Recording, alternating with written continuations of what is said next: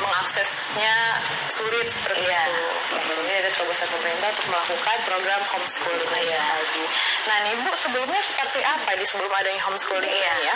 Sebelumnya seperti apa progres pembelajaran di rumah yang sudah berlangsung melalui sistem daring ini? Iya, kita juga yang setelah pandemi COVID itu melakukan guru-guru itu memberikan tugas-tugas melalui WA, melalui telepon.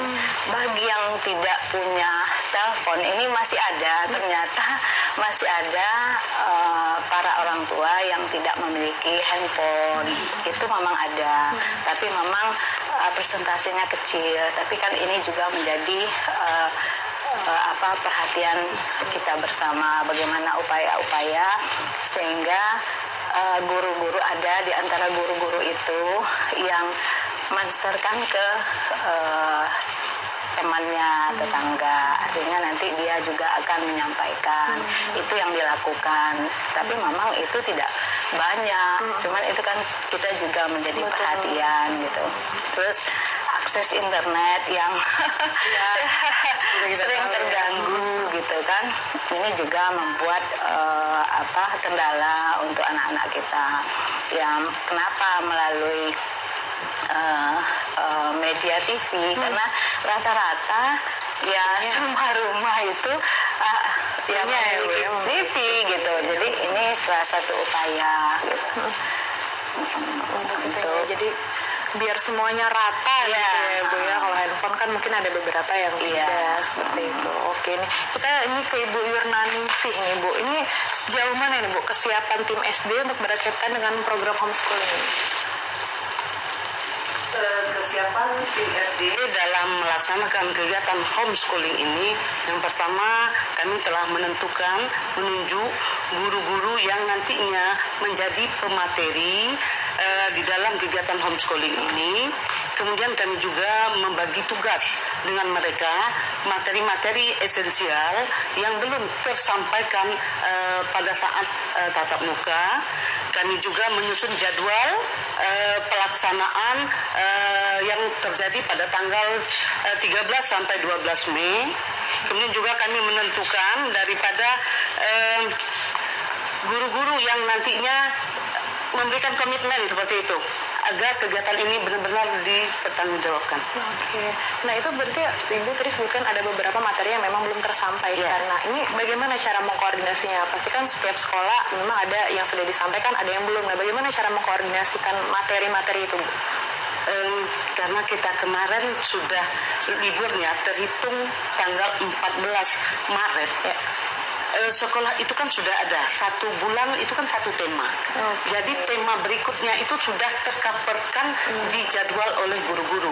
Jadi guru-guru menjabarkan materi-materi yang belum tersampaikan secara tatap muka, diinventariskan. Itulah yang materi nantinya yang akan disampaikan pada saat tayang di lab RBTV. Jadi beberapa materi yang belum disampaikan, yang selanjutnya materi selanjutnya apa seperti itu. Oke, nah Ibu sendiri sebagai koordinator ya Bu ya, sebagai koordinator homeschooling tingkat SD ini sebenarnya tugas koordinator ini seperti apa Ibu?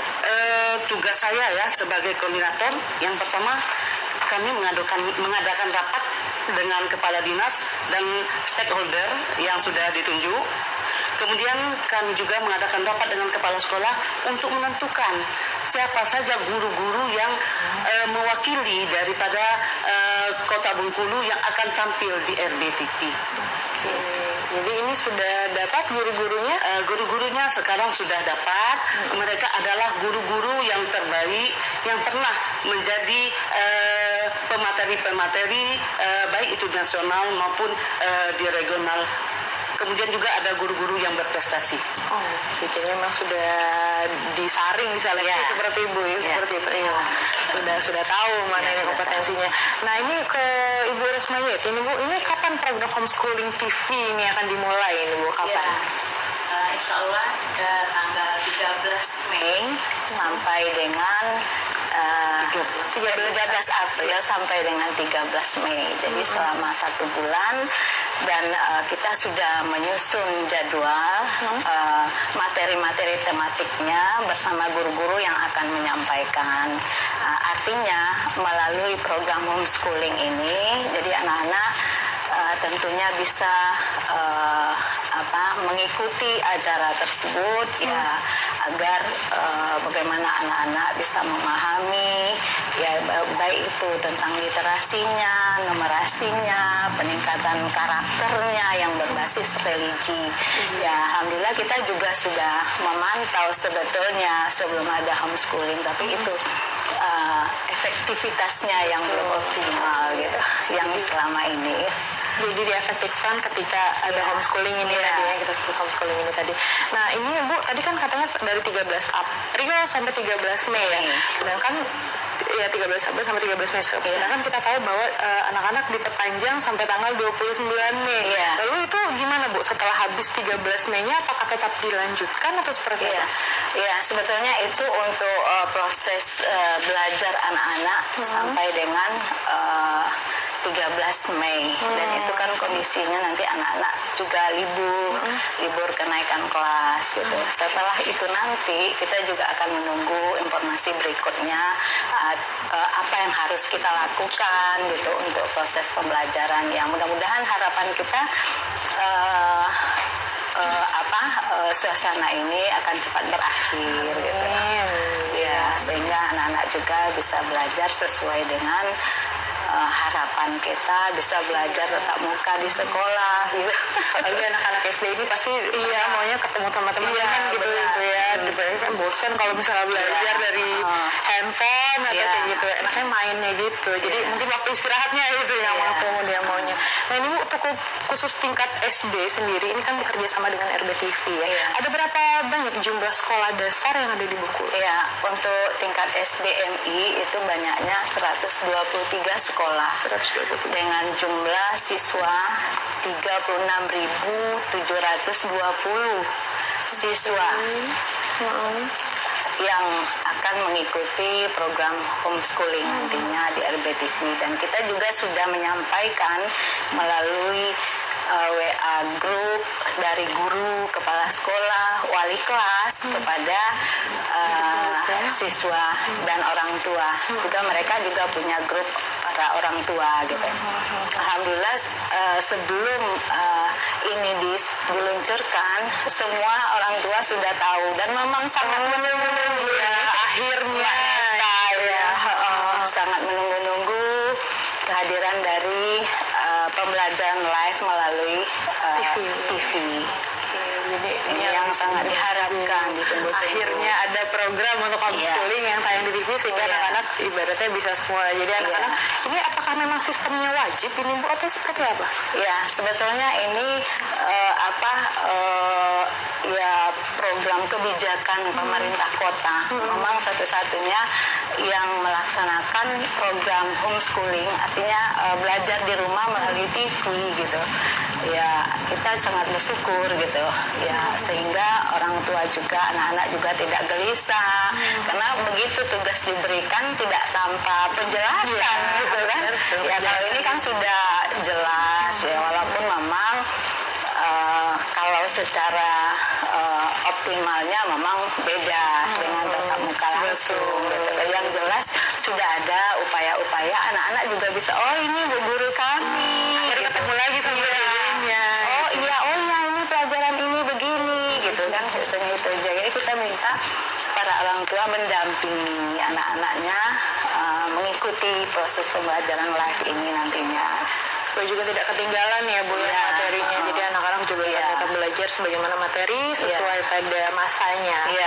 Jadi untuk sosialisasinya sendiri ini seperti apa Ibu? Iya, kita sudah sosialisasi begitu kita dipanggil oleh Bapak Wali Kota, Wakil Wali Kota, kita sudah langsung dan sudah menyampaikan juga program ini juga ke Kemendikbud melalui Pak Dirjen. Ya, beliau sangat apresiasi gitu, bagus sekali gitu kan. Ini perlu dicontoh untuk yang lainnya juga gitu. Ini beliau menyampaikan dengan kami gitu kan.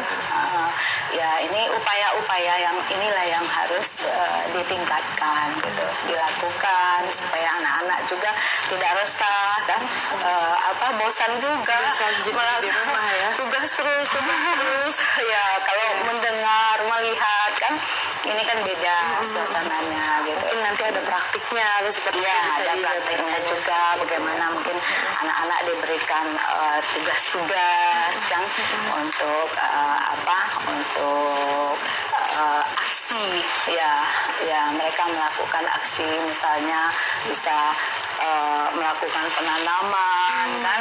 Ada kan ini kan agak ini ya, agak misalnya penanam cabai mulai membuka, itu kan anak-anak SD itu suka sekali gitu. Iya. dia lebih suka praktiknya Ya, apalagi melihat perkembangannya, udah tumbuh, udah bagus, gitu kan. dulu biasanya kalau anak itu zaman-zaman nanam toge gitu Benar. gitu ya, cangkok gitu ya, sukanya di situ, prakteknya lebih suka daripada baca buku gitu ya. Untuk anak-anak SD biasanya memang sukanya seperti itu. Nah ini Bu, ke Bu Iraning sini Bu, tadi disebutkan sudah ada guru-guru yang menjalani seleksi ya. Itu menjalani seleksi atau memang langsung dipilih, seperti apa? Guru-guru ini kami seleksi secara manual. Karena juga waktu yang diberikan kepada kami cukup sempit. Jadi kami menunjuk mereka-mereka yang sudah biasa tampil.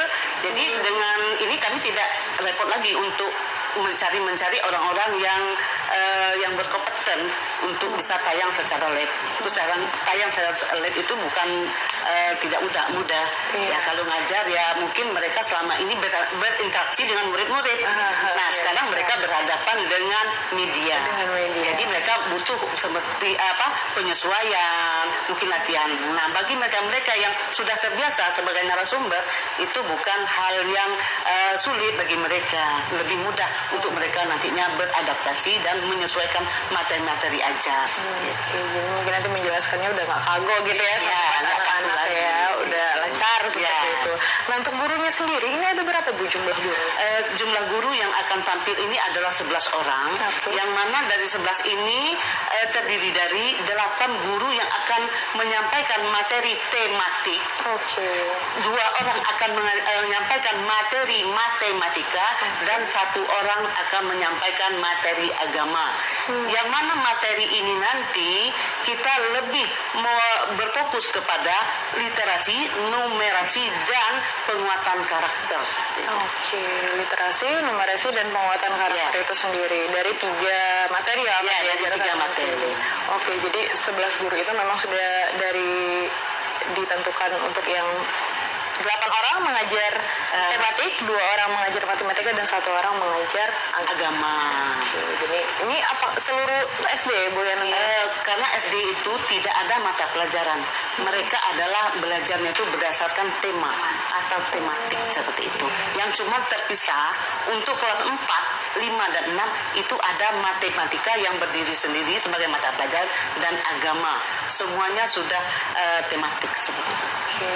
Nah ini tadi pemirsa disebutkan ada tematik, ada matematik dan agama. Nah ini sebenarnya perbedaan dari matematika sama tematik ini sebenarnya seperti apa? Nanti kita akan lanjut ngobrol sama Ibu Ir dan sama Ibu Yeti. Nanti kita akan ngobrol lagi nih sebenarnya selama 1 jam itu nanti pembelajarannya seperti apa. Lalu misalnya materinya apa saja. Nah nanti kita akan berbincang lagi dengan narasumber kita. Semoga jangan kemana-mana, tetap bersama kami di Selamat Pagi Bengkulu.